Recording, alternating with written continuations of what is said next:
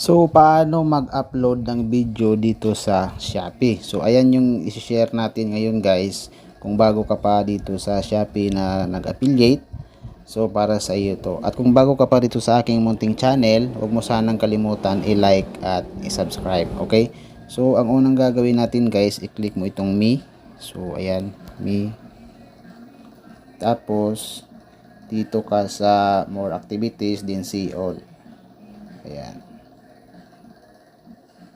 So, ayan guys, tapos click mo tong affiliate program. Ayan. So, ayan guys, ito na yung mga product na pwede nating mapagpilian or gawa ng video. So, ayan guys, pili ka lang dyan ng mga product na pwede mong gawa ng video. Tapos, for example, ito. So, ayan guys, ayan yung napili natin na product, for example, na ating gawa ng video. I-click mo lang tong heart. Ayan. I-like mo lang siya guys. So ayan, naka-like na. Tapos balik tayo. Tapos guys, dito sa live and videos, click natin to guys, live and videos. O gumamit ng lumang panglinis. Lalo lang itong magpapalalim ng dumi.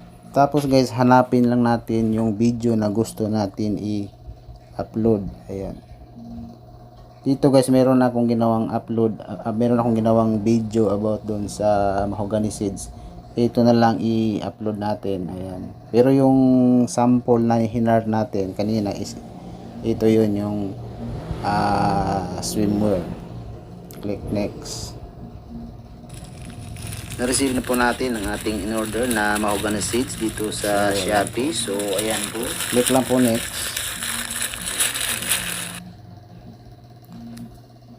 So dito guys, click natin tong add product.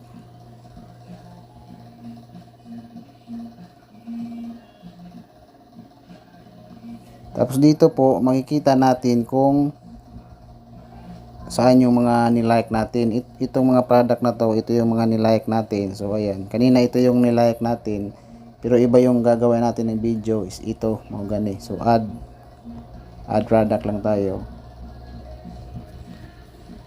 Tapos done. Then dito guys, pwede natin lagyan ng description. Mahogany seeds.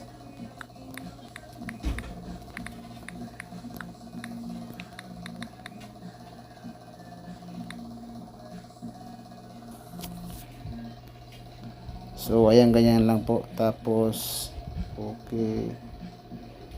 Tapos click po itong post.